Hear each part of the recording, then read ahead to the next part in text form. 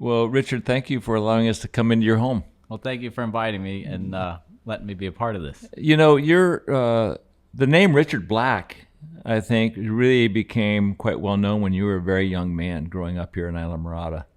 I mean, if I'm not mistaken. Yeah, I think I was always immersed in the fishing community as a young age. I grew up fishing in Miami canals and here. My dad had some rental properties. He's retired Miami Beach Fire Department. So we would go up there and work on the weekends, and I would fish those canals. And then when I was home, he would take me out close here. And I just really got into the whole thing and wanted to be friends with everybody and kind of, just immerse myself is the best way I can put it. What were the names that stood out for you as a young man in the fishing world? Well, Jimmy Albright, he lived down the street from me when I was really little, and I got to ride around a golf cart with him a little bit, so that was pretty cool. What were you doing? What were you doing in a golf cart? We just drive. He was too old to walk. Yeah, and he was just drive around. That's it. So I got to meet him and spend a little time. Hank Brown, I spent a lot of time with. After school, my mom would drop me off at his shop, and I'd watch and help him do stuff. And we became really close. Hank and I fished together some, and he was a big part of my early childhood and learning jig fishing and all that kind of stuff. And I went from there and tied my own jigs. I've been doing that forever, but he was a big part of it. So, what were you fishing for in the canals in Miami? There was. Actually, we had my dad had a house there that he was building, and he had to dig a hole in the backyard for the fill for the house, so that it had no fish in it. So what am I going to do? Well, I'm going to go in the canals, and that's probably where I started to run too, because I would go and catch bass and peacocks, and I would grab them and run to your house all the way back and let them go, and then I would run back and then catch another one. Oh, that's awesome! So I started doing that. I mean, I don't know. Probably a different era in Miami at that time, but 5-6 years old, I was running fish back and forth. Do you remember the first time you had a bite? The first time I had a bite, I couldn't say the first time I had a bite. I do remember like the first, a lot of first fish, right?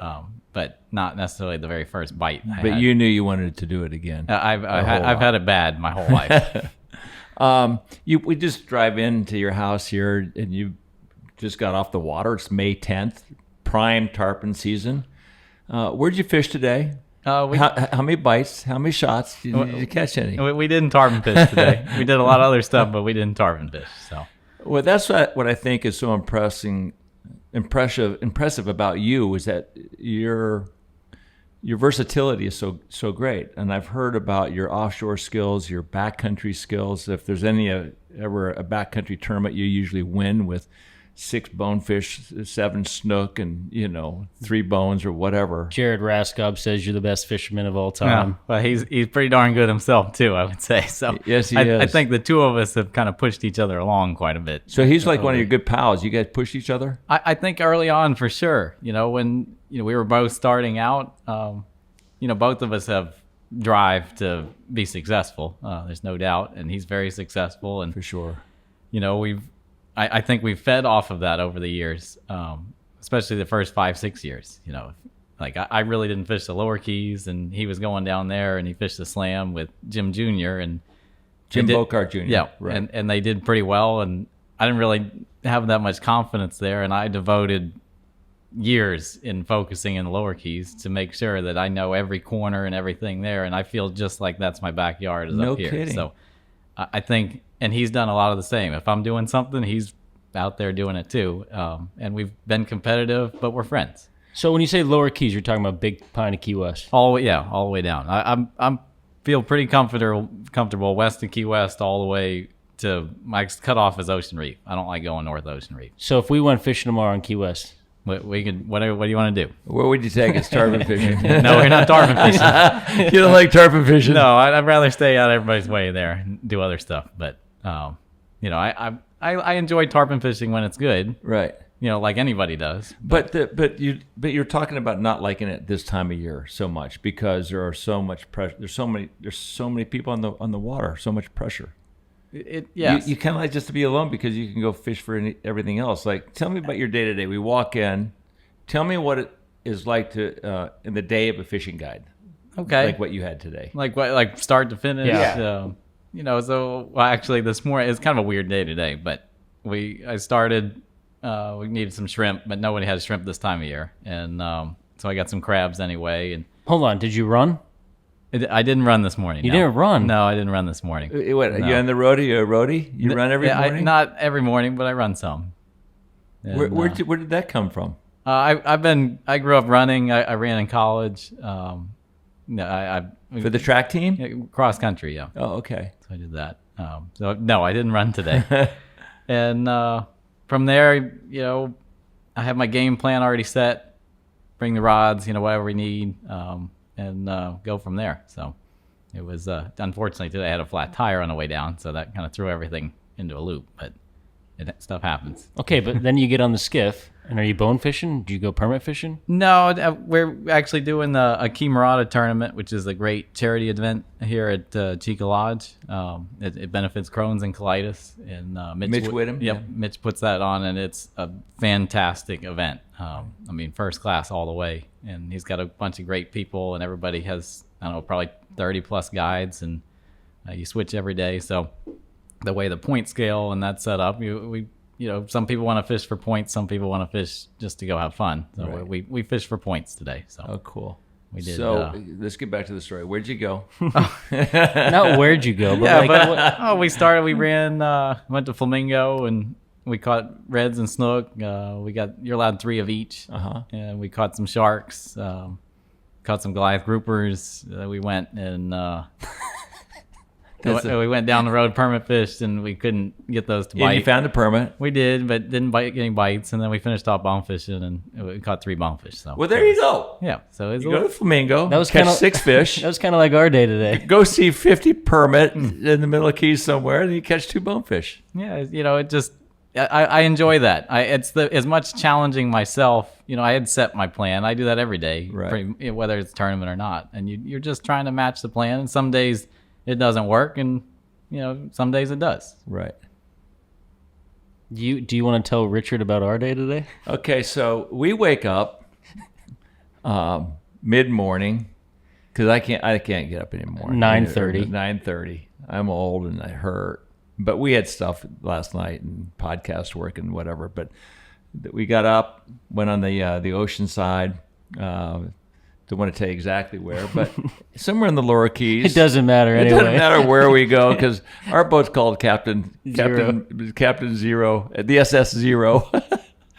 We sat out there in the ocean for 2.5 hours and had 1 shot. And you snagged a fish. And we snagged a fish. We had a Key West daisy chain of 2. Oh, I got you. Anyway, let's get back to your story. But last month is a prime example of your versatility. You run big boats. Your last month in the Bahamas. Tell us about that. Yeah, so last couple of years we've been going for the month of April, part of March, and going over there. And I grew up fishing some over there, doing billfish tournaments back when the BBC was going. And who were you fishing with? Were you a mate? I was, yeah. I fished with Robert Collins at that time, and we did some of those tournaments, and it was a fun time to learn a lot of stuff. And I've kind of taken that, and now I do a little bit on my own. So, and I know a great friend of yours, the late Jim Bokar has passed, and I know you fished a lot offshore and inshore with him. We did, yeah. So he's got a fleet of boats that you can use if you want to fish offshore. Yeah, and we fish still with family, Jim Bokar Jr. and Caleb. We get out and fish some, and we've done tournaments and mostly just regular days fishing though. Whatever. That's one nice thing, even with Jim, for the most part, whatever I thought was good, that's what we were doing. That's what you and did. That's what I like. So did you? Here's what I kind of find fascinating, which I think a lot of people that watch this podcast is, how do young people learn to fish so well? I mean, we all have mentors, people that have inspired us, but we all personally love to fish like you did as a very young man. And you grew up with Jared Raskob, and you change and exchange information periodically, but you've got to know in your heart, in your soul, in your guts, in your boots, at some point, you know the tide and the fish are going to be there. Yeah, there's some feel to it, Yeah, where does that, are you born with that? And I think a lot of it's just days on the water. I think some of it's just the way maybe just like I said, I have it bad. So you're fully devoted to the sport. But, I think one thing for me that helps is my memory for fishing. I maybe forget somebody's name, but I can remember pretty much everything anybody caught, every tournament, exactly where, the tide, the whole thing. So if I know, even if I have a day that's like the wind changes, starts blowing west or whatever, I go back and I start thinking, I'm like, well, 3 years ago, this time of year, we had this crazy west wind and this spot, it was pretty good. And we call an audible and you go pull that off and all of a sudden, bam, look at that. The fish are there. Most fish are pretty habitual. So if you can remember and put things together, you can put together a decent day. Do you write anything down at the end of the day? Do you have a log? I don't. It's all in your head. It's all in my head. I don't. Did you get great grades in school? No, I didn't. You were thinking about fishing. Yeah, there's too much fishing involved. But I did okay in school. Weren't you guiding in school? I guided through college, yeah. So in my college years, it went by real fast between running cross country, driving back here, fishing, schoolwork, trying to get that done in 4 years. It went by real fast. That's crazy. We were talking about the things that you juggle when you first got here today. Mm-hmm. Different fleets, different boats. Tell me about what you're juggling. What are those 12 balls in the air that you're juggling? Well, just keeping up, not only with my own boats. I mean, as you saw when you pulled up, I got boats here, and then we got a place that hopefully we're going to be building a house at, but I got boats over there. And so tell me about these boats you have. So I've got... I have 2 flat skiffs and a bay boat, and that's just my deal. I had a 32 CV for a while, and I did sell that, but I also run private boats too, so I keep up with those and help the owners of it, because a lot of those guys fish on their own too. So they're trying to keep up with the maintenance and this and that, and it adds up. It's overwhelming. Very overwhelming. Well. What do you like the most besides just having a great day fishing? Do you gravitate to one direction or I another? enjoy sight fishing, regardless of what it is. But no, I really can't say there's any one thing that I love more than anything else. It's kind of whatever's good. Right. That makes sense too. I mean, and it's the challenge of it.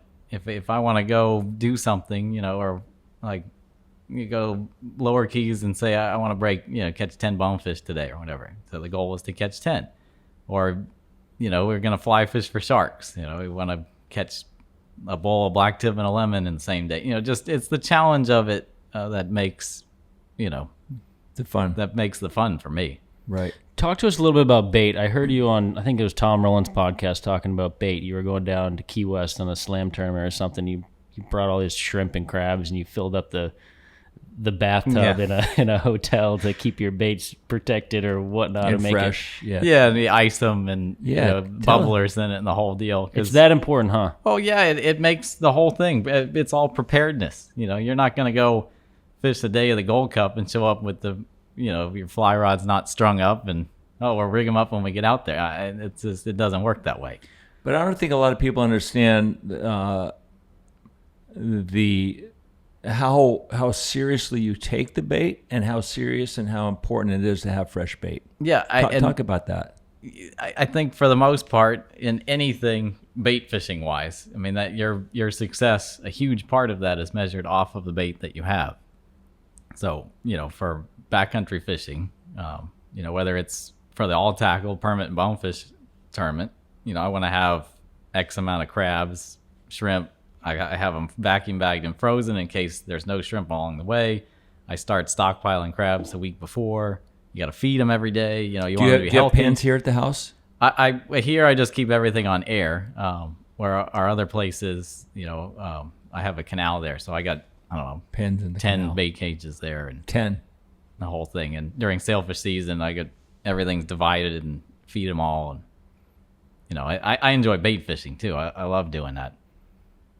Fish like bait. They love bait. They love bait. And they love healthy bait. And there's a big difference between Right. having bait and having good, healthy bait. Mark Croca's got pens in his backyard. He does. And it was very interesting because he's got crabs a certain size in different pens.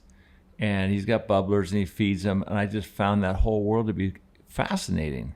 Yeah, I do the same. You know, you divide up even pilchards. Like you got, you know, kite bait size, you got snapper size, snook size baits, you know, for taking to the park or yellowtailing or whatever. And then you got castable bait. You know, everything's divided up and everything gets fed different. Did you learn a lot of this by yourself, or did you have somebody that you know, growing up and being a mate and doing some of that, I learned some of it, but you know, you learn little tricks and things along the way. So tell us about the trick you're talking about, taking bait to a tournament, maybe the Slam in Key West. Yes. Tell us where you know you've got to leave your comfort zone and go somewhere like a hotel or whatever for 4 or 5 days because you're going to pre-fish a few days. Sure. You know, you got to bring it all with you. So how'd you do all that? How'd you transfer? How much bait? What was it? And how did you keep it healthy? We usually go down, like, let's say the tournament's a Saturday, Sunday. We were going down on Wednesday and fishing Thursday and Friday before. So I would bring the tournament bait.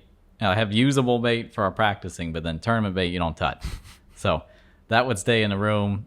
And you know, once the temperature in the room dropped, that you can keep buckets, and I would bring extra buckets up. So you have clean water that's already chilled. So at night you would swap the new water out with the clean water. It's all salt water, obviously. Yeah, all salt water. And then we'd have, you know, I have maybe 3 buckets of shrimp and a bucket of crabs all divided up. And then you put, I have like mesh in there. So the shrimp and crabs climb up. They don't all pile on each other on the bottom. And then I keep bait in the boat. That was like the practice bait. Maybe you get a few leftovers or whatever for the tournament, but you keep the bait separate. And you had bait in your bathtub? I did it one time, yeah. Before I started doing the bucket thing. Tell me about that. Just filling up the tub with 3-4 inches of water and then, salt water. Yeah, salt water. To bring it in with buckets. And doing that and keeping the shrimp in there. That worked great, but where were you showering? That becomes the issue. Is with the garden hose, the showering deal, and out by the lawn. Yeah. Well, you got one hotel room for your bait, one hotel room for you. Yeah. There you go. Well, a lot of crazy stuff, but it works well. I mean, how important is it for you to win all these tournaments that you've been winning? It's not the win that it comes down to. I mean, yeah, it's great to win, but almost every tournament I fish, again, I go back to that goal setting. I in my head, I know about what it's going to take to win. I mean, Jared's thrown me off a few times, but how does he throw you off? Well, he's caught winning. Yeah, caught more than what I thought it was going to take, but and others. So you too. have a figure, and you have a number in your head. What it's going to take. You get a rough idea. Like it's going to take, and you do enough of them, you kind of know with the weather. You know, if it's real crappy weather, it's going to take a little less or whatever. But I come up with that number, and if I can beat that number, odds are you're probably going to win. But if you don't. Sometimes you can still pull it off, but usually you don't. So. Yeah. Do you exchange information with Jared still? No, we talk, but not a little bit. But we've never really that secret stuff. Nah, I mean, neither of us have secrets really. We all fish the same stuff. Right. He might pull up there at high water, and I might pull up there at low water, but we're fishing the same thing. You don't think you have any secrets? I mean, there's little stuff here and there, but as far as the majority of it, I think the big stuff. The big stuff, he knows. Just as many as the best, there's so many great guides I could list that there's no secrets. Do you have any enemies out there in the flats? I hope not. I don't know. You know anybody that gives you the, I've tried to be fist. I've tried to be pretty cautious. Yeah, well, and just courteous. Everybody, there's enough spots. Right. I mean, there's times you press it to try to get in somewhere. Because it's gotten more and I've made mistakes, no doubt. It's gotten so crowded. Can you still fish where you want to fish for the most part? Yeah, for the most part, for most things. I mean, tarpon fishing, as you mentioned, has changed. Right. A lot of places, you better make sure you got your A spot first because you gotta get there early. You're not getting that A spot midday. And you find yourself there the whole day because you can't move? Exactly. You follow the tide out and back in. You'll waste 2 hours just to be somewhere. Just knowing that we're probably not going to see anything for 2.5, 3 hours, but we got to sit here because if you don't, someone else is going to sit there, and you can't get back in. You can't get back in. What time of day do you leave the house for a tarpon morning to get that A spot? It depends. If it's calm weather, we leave in the dark a lot. It's 6? Yeah. Yeah. And, a lot of stuff that I'll fish too is like little corners here and there, a more oddball stuff in the backcountry where it's not as important to Get there where I early. have to be there. So. Right. And you mentioned you like fishing the backcountry more. Is that because you can fish more freely and there's less boats, or is it because the fish might cooperate better, or all the above? Probably all the above. Yeah. I enjoy that. I also like the hunt more. Like pulling a basin as opposed to them like I'm coming to gonna you. go find you in this That is corner so somewhere. much more fun than hanging out on the ocean. I'll stake on the ocean, and I say a stake, but I'm on the hanging pole. out. But you're hovering in the same place, waiting for something. Sure. And I find myself, almost getting distracted sometimes, as doing that. You get in the zone. Boredom gets you there. It does, and all of a sudden, you're like, oh, I miss those. And, Yeah. like I'm sure, like you said, you had only a couple shots. It's easy to miss shots when you're not getting a lot of Yeah, shots. and you're waiting for an hour for Yeah. a shot. And even as an angler too, you've kind of gotten lazy with. You're not making casts and you're not stacking it all the time, and all of a sudden you have the shot and it's not all ready, and especially when you get older and you can't see very well. Well, your father-in-law is a very famous guide in Islamorada, Dave Dankert. How much has he helped you along the way? Or I has think he? we competed against each other a lot along the way. Before Brooke and I were together, I always viewed him as him and Mark Croca, and Right. the red bone stuff in that through the 90s and 2000s was, that was a major basically. You won that, you did something good, and I always thought both those guys were killing it. Mm-hmm. I remember one year, like earlier in the 2000s, we were fishing the Bay Bone, and Mark Croca, I had heard he ran to the Lower Keys, and he had like 7 permit and 10 bonefish and all this stuff. I'm like, how is that even? And it bothered me to the point that, stuff like that made me go learn it. I'm gonna figure this out. It's not like it's, some elusive place. Like if you're gonna win, you have to know all. You got to this. know it, Yeah. and every condition. And there was years I ran from here to Point, and we caught a permit and turned around and ran all the way to 7 Mile and caught another one. Wow, So, that's crazy. How far is that? Hour and a half? hour and 45 minutes running hard. Yeah, because wait, that's Yeah. crazy. I think the roughest ride of my life was in that one year. We ran. It was blowing northeast at 25, so right down the highway both ways, and we ran all the way back to like East Bahia Honda on the banks. Welcome to my 18 years of Gold Cup fishing. Yeah, you just running to the Lower Keys. you're taking 5 it. days a week. Yeah. That's why I got a back fusion. I'm gonna have my neck fused in June. No, but you go All that. where and that's the, even having a boat, I think, I've had a bunch of different boats, but having a boat that you can be fearless in makes a big difference in your guiding and fishing. Because Fearless meaning what? You run like, hard? not gonna even, break? I don't run hard. I run 28 to 30 miles an hour every day. I'm not a fast person. Just trust in your boat. But if there's, let's say it's blowing 25 and you're at Sandy and, it's 25 from the east and that it's rough as anything, hard incoming or whatever against the wind, and standing 3-footers there, well, you're not going to run that in a flat bottom boat. And knowing that, like, if I need to go there, I'm going there. I think that makes a difference, at least for me. Yeah. Because I want to Makes go where sense. I want to go now, not. And that'd be limited by a boat that can't do that. Yeah. So I think Yeah. boat choice has a lot to do with success. Hold on, let's get back to Dave Danker. I'm curious about this. Did you ask him for any advice or help along the way? We've talked more now, but he knows what I know, and I know what he knows. There's no. Yeah, but what about when you were 18 years old? No, there was no sharing stuff then. None. And, You already knew it, or he didn't want you to know? No, I think a lot of it was I was learning a lot. Both of us at that time were. Pretty equal? He had figured out that I knew a lot about jig fishing. More than he wanted you to know. Yeah, so it got to the point at that time that we actually kind of nicknamed some of the ditches in Flamingo. So Dave has his ditch, I had my ditch. Eric Herstead had a ditch, And you'd leave Steve them- Thomas had a ditch, and like that, like you would line up on a certain condition, and Eric is there and Dave is there and I'm here, and that's You would never go to each other's ditch. no one really messed with going in there. So That's cool. but that's how we learn it. And we all know the same. Do you still stuff. have those ditches, or have they been lost? They've changed from a hurricane. But was that on one flat? That specific spot was on one flat? Yeah, That's amazing. yeah, where separated by maybe a mile and a half, 2 miles, but completely different channels that we were all in. I'm looking over my father's shoulder and I'm seeing this monster Goliath bonefish over there. Tell me about that day and that catch. That one was 35 to the fork, Oh my gosh. and we caught that one.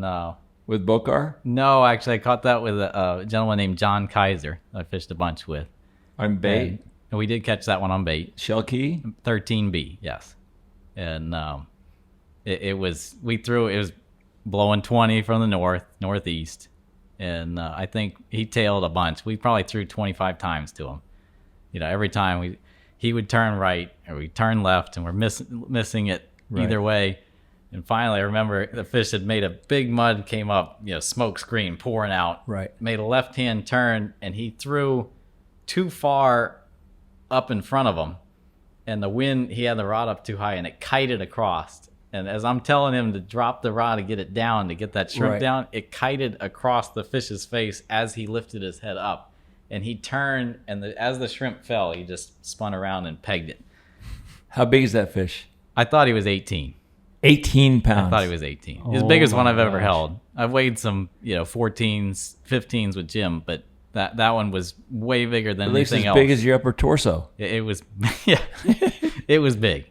And we were way up on the crown. And I remember first run, we caught it on 5-pound braid, actually. And it ran like straight to the channel as fast as it could go. And there's no way I was going to make it. And it got maybe 10 feet and stopped, turned straight back around, ran straight up the line, right under the bow, and all the way back up on the flat, and did what a lot of big fish do that big turn where they dig and turn in a half moon shape because they're trying to break you off. And we had so much slack and there was so much going on that by the time that fish had made that turn, he was exhausted, but there was no drag on him because we weren't tight to him. We were still reeling in all that slack from back the other way. Right. And we did a couple laps around and we caught him. Any thought in your mind about weighing that fish? I would have liked to weigh it at that time. I mean, I would like to have known. Of course, if you had a Boca grip or something. Yeah. I would have brought it in to worldwide. You're talking about killing it for world record? Bringing it in, killing it, whatever. I didn't want to kill it. I wouldn't want to kill it or risk the well-being of that fish. Right. But at the time I had plenty big enough well, and we could have brought it into worldwide. I had oxygen, the whole thing. Why didn't you? Because it was against the law. You couldn't possess. Oh, a it was bonefish. after It's they changed the law. It was after the change. Got it. Because back when I was fishing the bonefish tournaments, we all weighed them. Yeah, I We weighed brought him. in. I weighed him with Jim too. Yeah. We ran fish, and Is a lot of it- times he beat the heck out of them, unfortunately. But I remember we fished, Harry Spear and I and Mr. Bokar fished the bay bone at Ocean Reef. The bay bone. We ran, I think, to Boot Key to fish. yep, And Harry's idea of finding fresh fish was going another half hour further Than anybody he else thought would. anybody else would Yeah. go. I remember we were running he had an HPX running probably close to 50 some miles an hour. And I dropped my wallet for some. I'm thinking, God, it's going to fall out of my pocket. So I was going to move it into another pocket. And I was an idiot. I pulled it out and I dropped it, and everything's splayed, Blowing everywhere. not out of the boat, but it's just splayed against the back wall. And Bokar and I are leaning over trying to get all my money, my credit cards. And Harry never dropped an RPM. That's how important winning was to him. But I remember Bokar, he was so serious, and I'd never fished with him before because he was a bait guy and I was a fly guy. So I didn't realize that in the tournament I was going to be like the cooler bitch, if you will, where I was just the token other angler, and Bokar was there to win the tournament. But it was a team of two. You had the celebrity and the angler. So I remember, and he was a magician with the spinning rod. yes, And I didn't know what to do with a spinning rod. I'd never thrown one before, right?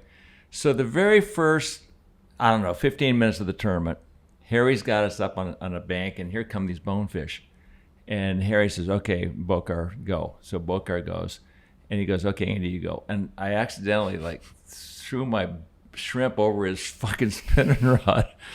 I'm going to say you heard it. He looked at me like he wanted to kill me. He looked at me and goes, don't ever fucking do that again. I just sat down. Yeah, I was done. That's probably a wise choice to sit down at that point.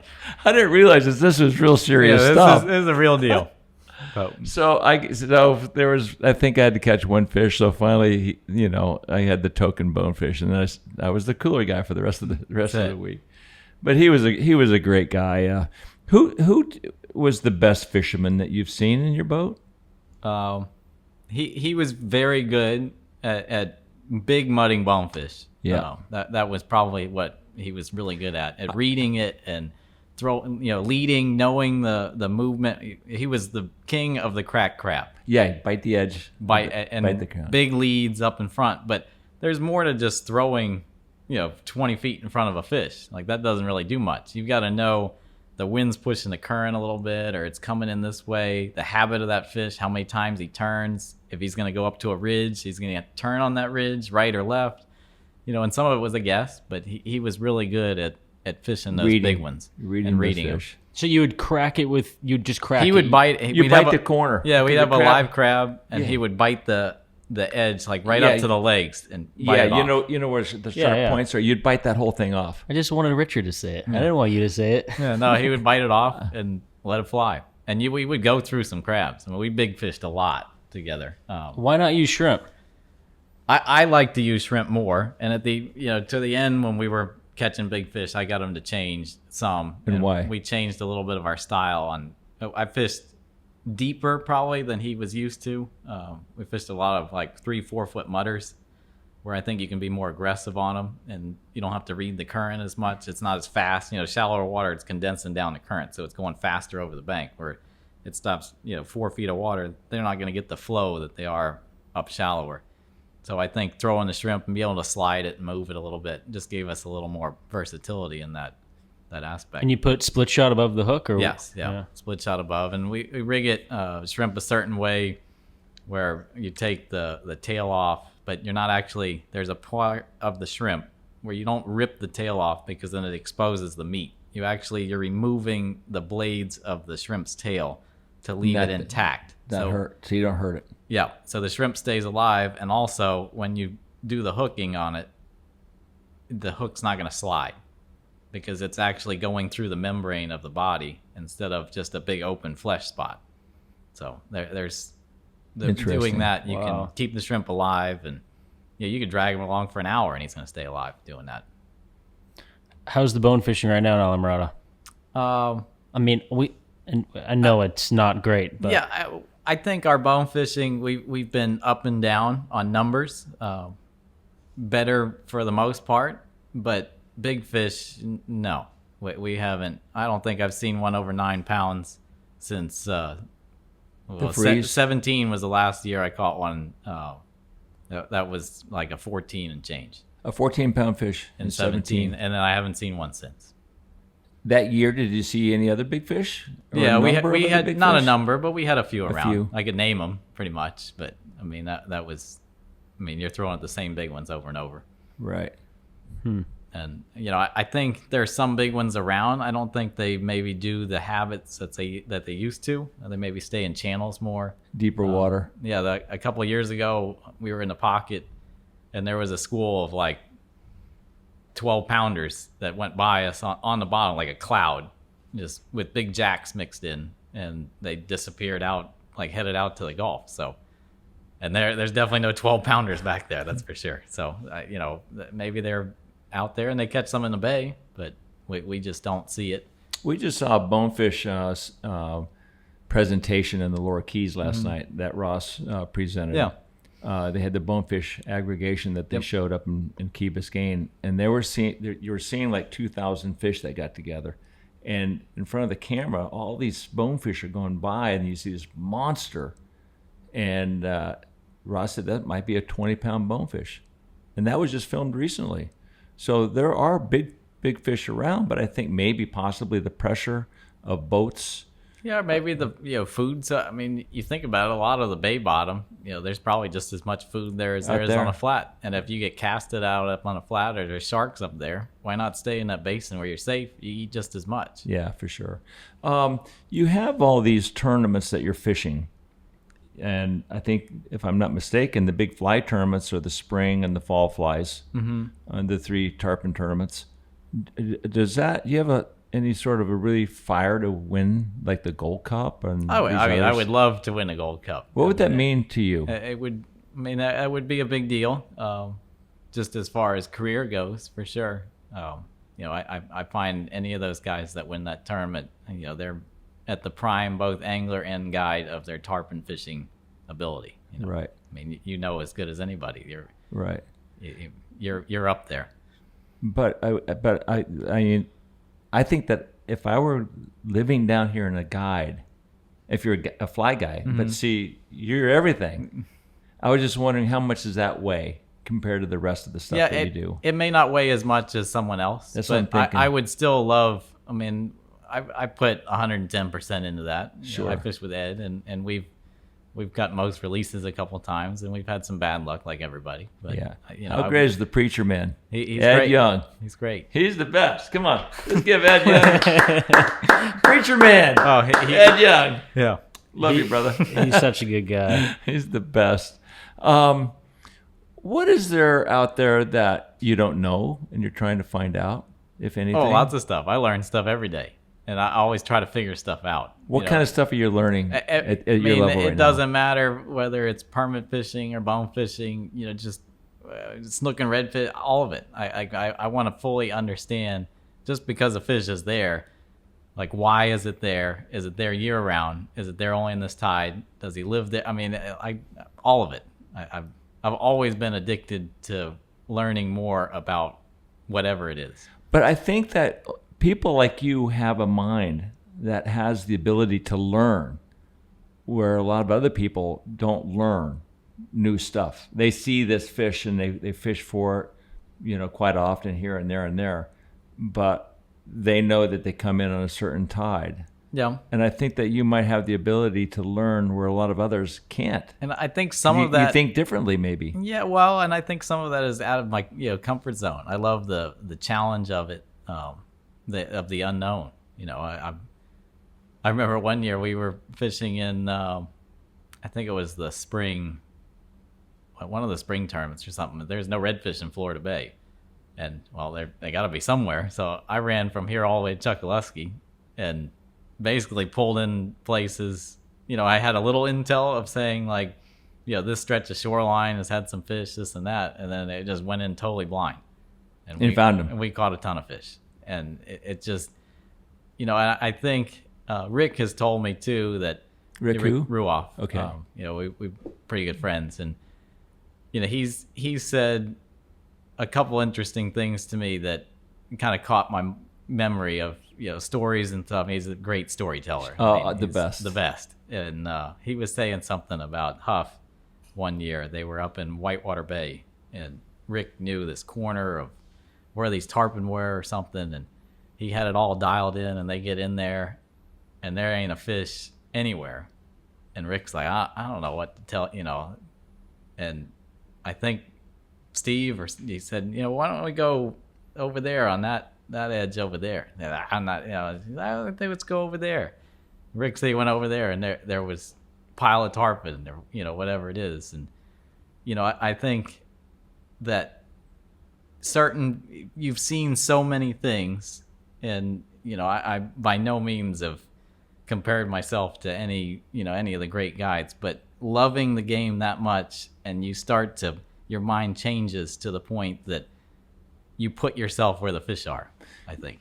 And I think that's a prime example of when you said you went down to the snipes and caught a permit, and then you ran all the way up to catch another fish.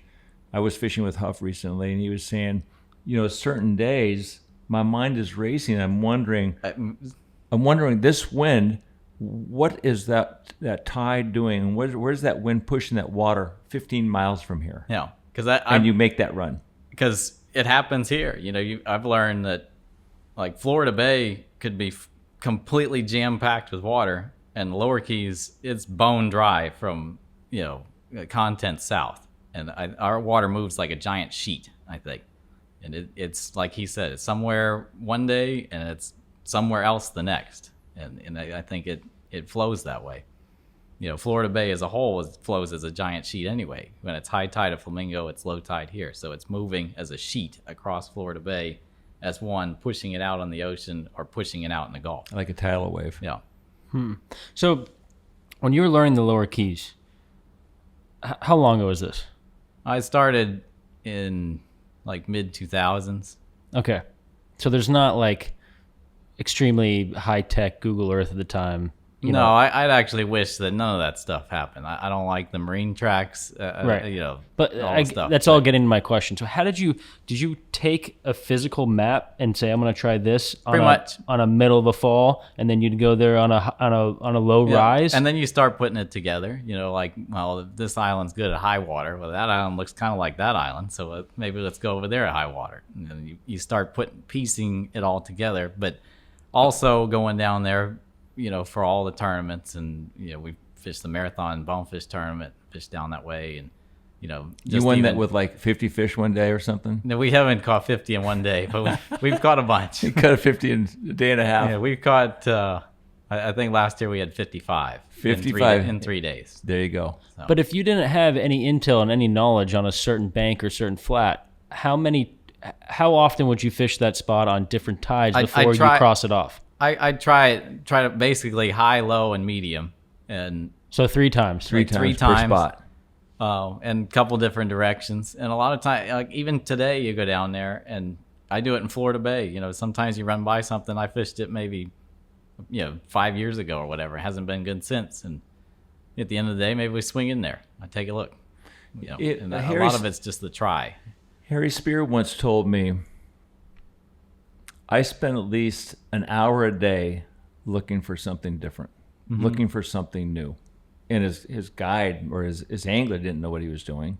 No, how are they going to know? But that's how you learn, I guess, as a young guide. You have to spend a part of that day. That's how you learn as an older guide. You're always learning. You looking at different always stuff. Looking and learning. So are you doing that? Always. Always trying new stuff, little corners. I mean, you have your routine. If I need to salvage a day, I can go over there or do something like that. But I'm always trying to understand and trying to learn more, keep adding to it. You keep, it's like an encyclopedia. You keep filling the pages up, and all of a sudden you've got a whole book of all these different conditions and spots and this and that and species and all of it. And you put it all together, and that's what makes it fun. Yeah, so if we go over to Flamingo and we catch a couple of snook and a couple of redfish, and we're at the third spot of the day, and you go to make a run, it could be a spot you've never fished before. It could be, or I haven't fished in a long time, or try it at a little different tide. And usually you can tell real quick. I mean, we might spend 10 minutes there, and I got, forget it. I'm going to move. Nothing here.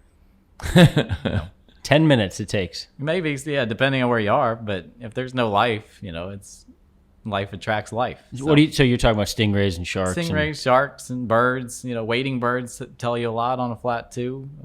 If there's even days I can run across Florida Bay, you look out there at Flamingo, if it's dead low and there's no bird standing anywhere, it's probably not going to be a very good day. Like, it seems like things feed all together. So, starting with birds, Ray Rozier, we just did an interview with him, and we got into the birds, but not quite as extensively as we wanted to. And he told me after the podcast a little bit about the offshore world is based on birds. A lot of birds. Tell me about your relationship with birds offshore. And inshore too. Birds tell you a lot inshore. They can tell you where fish are on a shoreline. The How does that bird tell you there's fish there? Certain birds, being there are eating the same thing snook are, and if they're all hovering down low and they're moving around and hopping, they're chasing the same minnows that snook and redfish are, a little tarpon. What about offshore? Same thing. Bodies of birds are laying around. They see the food, so for the most part, like frigate birds, they're gonna lay on top of food sources. They do it here all the time. They'll lay, for showering sailfish. You'll run down the reef, sometimes 10 miles and not see anything, and all of a sudden there's 2 frigates up high, and you can sit there and park on them, and odds are in 15, 20 minutes, there's going to be a big push, and a fish is going to come in from offshore and push those fish in, and birds come down and get their food, and fish slides back offshore. And hopefully you're there to catch it. So cool. There's a lot to wildlife in general, I think. But can you tell via different species of birds offshore, whether it's tuna, dolphin, or sailfish? Yeah. Or is that a little too much? I mean, there's definitely certain birds in the way they act, whether they're on skipjacks or they're on a school of dolphin, or they're tuna birds, hovering. Sometimes they lay in the water. They'll all sit there rafting and they're looking down. They're trying to see what's going on, and then they'll pick up and move again. So they all do different things. The difference, there's lots of, I'm not a super birder, so I don't know all the names of them, but I know them when I see them. You know what they're doing. I know what they're doing for the most part. And tell us about this tournament you just fished. It was a dolphin tournament, and this weekend there was a charity tournament that we fished. It wasn't great dolphin fishing, and we ended up kite fishing on the edge because it was real windy, and instead of getting beat up, we just had fun, and we caught some sails and there you go, tunas and stuff. The world of Richard Black. And my father just said, he mentioned that we interviewed Ray Rocher recently, and he talked about the spinning baits. Mm-hmm. Do you guys have a problem with that? Whirling disease. Actually, in the canal that I keep my baits, guys from Ocean Reef keep their bait. They actually run the baits back and forth to your canal, because you have good fresh water there. Beautiful water there, and there's guys that keep their baits down there, and they bring them up just for the tournaments and stuff. But yeah, I've heard. Luckily, I have not seen that down here, but up there, I know they've had major problems with it. This time of year, it's real difficult to keep bait anyway, but a lot of the oceanside canals get the seagrass in there, and it takes the oxygen out, and it gets difficult. But basically, I stopped keeping bait, pinning up any numbers of bait when the water temp gets above 80. If it's below 80, you're good. If it's above 80, it starts getting hard. It was interesting because his comment on our podcast had like 150,000 views talking about the spinning whirling disease, whirling baits and stuff. And some people are talking about, I'll help donate some money to find, the cause of all this. Are you talking to anybody else up there and about the concerns and about what might be, the answer, or trying to find a scientist to dissect this? I don't know. An interesting thing is I think Monroe County is actually doing more than almost any other place, up the East Coast as far as canal restoration projects go. And they're actually working on implementing that. The first one is actually across the street here. They're working on this recycling injection well where they're pumping water down into the rock below. And so you get a turnover current in the canal to help flush it out and clean it. Keep it clean. Yeah, and they're backfilling. A lot of canals were dug too deep, and so they need to be backfilled to slope the water so they get more flow going out. So I think some of that's a sediment buildup. I mean, maybe we've reached a point in a lot of those canals. A lot of them were dug about the same time. Maybe there's a sediment buildup, and we're at that point. I mean, I don't know. I don't have an answer, but there's definitely a lot of research and project development stuff going on in the Keys for it, and they've got, I think, another 10-year project where they have to do this throughout the entire Keys to restore a lot of these canals. So, maybe we'll be on the cutting edge of finding something new. Yeah. How did you learn how to fish the Bahamas? I mean, it's a deep water canyon reef fishery. It's like, what does that mean? Are you saying it's a little easier than the flats? Pinpointing stuff is not easier, but as far like you can go out and catch dolphin there. I mean, there's plenty of fish there, but as far as learning stuff on catching billfish and fine tuning that, there's guys that are unbelievable at pinpointing and staying on fish, and they're the best in the business. I by far have not had anywhere near enough experience to. Are they teaching you, some of these guys? No, I don't really talk too much, but I keep learning stuff, and you watch fish behavior, and you drive over them, and you start to develop a little bit of a pattern. I think a lot of places are pattern fisheries. So, do you have any aspirations of going to like Australia and fishing the Great Barrier Reef for granders and stuff like that? I would love to go there to see it, but I don't have to catch a grander. That's not something Yeah, but I can see your interest. I mean, it would be interesting for me if I were you to be up there in the top and see those things coming in and start screaming. I don't need to reel it, but I want to see it. I want to see it. I do too. That's it. I love seeing I think stuff. it'd be scary. Yeah, we miss a ton of bites over there. The way we run it, we don't have a mate. It's just, owners, the husband, wife, and me. Scrambling. There's a lot of scrambling, and most of the fun is watching a bite. Right. Just like anything, tarpon fishing. Most of the fun is watching a bite. Who has the best bite in the game? What fish? Blue marlin. There's nothing that's more aggressive that wants to kill something more than a blue marlin does. There's no other. I've seen a lot of bites, and when that thing wants something to die, it's going to kill it. It does kill stuff. Yeah. Yeah. I've never seen black marlin because we don't have that, but yeah. I mean, maybe that would be something close. I was in St. Does that have the reputation of being more aggressive? I've never really fished much for blacks, so it's probably all pretty similar. I would think probably pretty similar. But when you see even like 100-pound blue marlin, they can get just so fired up where they just have to kill it. It's pretty cool. I'll tell you a funny story. I was in St. Thomas fishing on the reel tight with Jim Lambert, and we were filming.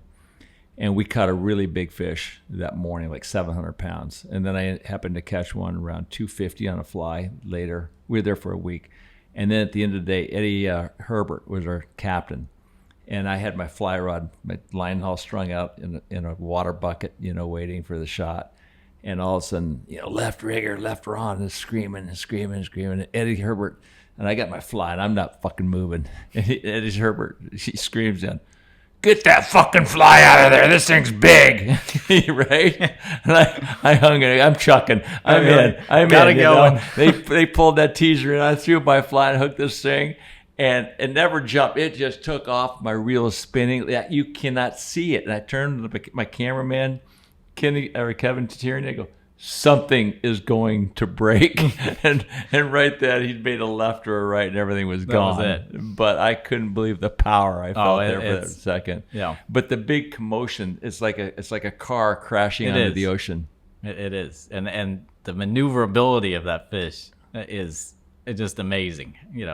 They can turn on a dime and roll upside down, 12 crush feet something, long. and I mean it's amazing watching that fish. Have you caught any marlin around here? I've caught some here. Have you? We've caught a few blues and whites here over the years. On kite fishing, or I caught whites kite fishing, never blew off the kite, and the rest of them trolling while we're dolphin fishing here. Very cool. Didn't you win a sailfish tournament a couple years ago? Yeah, against all like the Merritts and Vikings. Yeah, and I don't know. Maybe we just got lucky. Yeah, right. How many did you catch? We caught 6. It was not, nothing amazing fishing. It's just, pretty much a grind, and we made a good move at the end and managed to catch, 3 fish. It was 3 each day. It's 2-day tournament. How many boats? Maybe that was the cheapest, so 20, 22 boats, something like that. Were you the smallest boat? Maybe we're the smallest, close to it. He had his Dolphin super skip out there. So cool. That's pretty impressive, man.